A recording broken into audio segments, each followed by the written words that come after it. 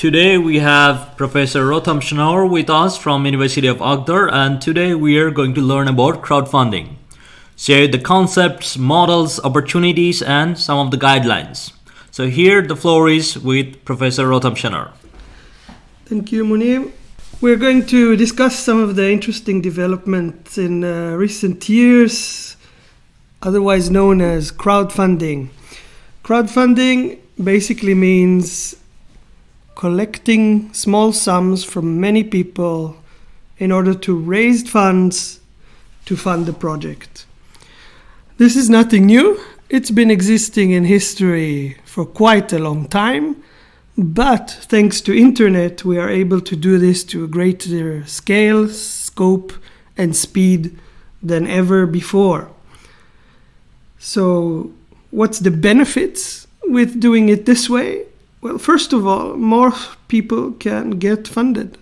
More entrepreneurs, more artists, more social activists, sports people, whoever you want, who might need the funding but struggle to get it elsewhere, can reach out to the crowd to raise funding.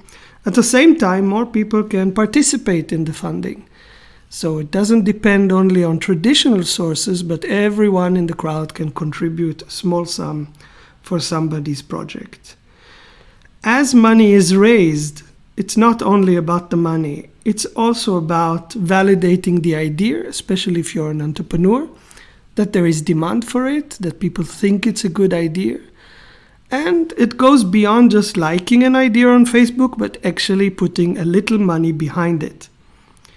In addition, because this is going through social media, entrepreneurs and artists are able to fine-tune their concept. They get feedback, they get ideas, they get questions that can help them revise, improve, and further develop their products or services. At the same time, the same people can also recruit their first customers. Anybody who has worked in sales knows that this is quite difficult, especially if you're an unknown brand or unknown company. But thanks to crowdfunding, you are able to recruit these first customers simply because they either want to try out and experience new products, or because they want to support that person. They want to support the development of that specific product. In the longer term, it means that more people can get more projects and people can get funded. More people can participate in funding. And as we will see later, because of most of these volumes are associated with investment, there's also a possibility of certain reduction of inequalities in society, where more people get better access to finance, investment opportunities, and business creation. At the core of this is basically a win-win game between three players: a platform, a campaign creator, and a backer or supporter.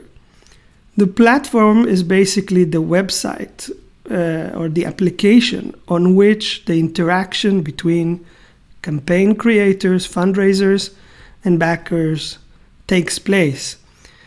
And they serve as trust facilitator. They provide the technology, the payment processing, they do the filtering of the different campaigns, and they aggregate the community of potential supporters. The creators are basically the fundraisers, those who need the funding for their project. So they advertise their campaign, its purpose, objectives, what do they want to achieve, how much money do they need, who is behind the project, and try to convince people to contribute funding to their campaign. The backers or supporters are anybody in the crowd who might want to provide the funding to that project. It could be in the form of donation, consumption or purchase of product, or it could be as an investor in a project. But the bottom line is that everybody gains from this interaction. The creator get the money that they need, they get followers, they get customers, they get the funding without investment in a platform of their own, without investment in technology, with payment processing. Everything is sort of provided by the platform. From the customer perspective, they have a greater say in their future consumption. They influence product development. They have a sense of patronage, as well as they are provided with opportunity to give feedbacks on how they want to see products developed into the future. The platform, of course, depends on this for its commercial viability. They earn money from these transactions through commission fees or on successful campaigns or through various additional services they might be offering. So basically, everybody gains.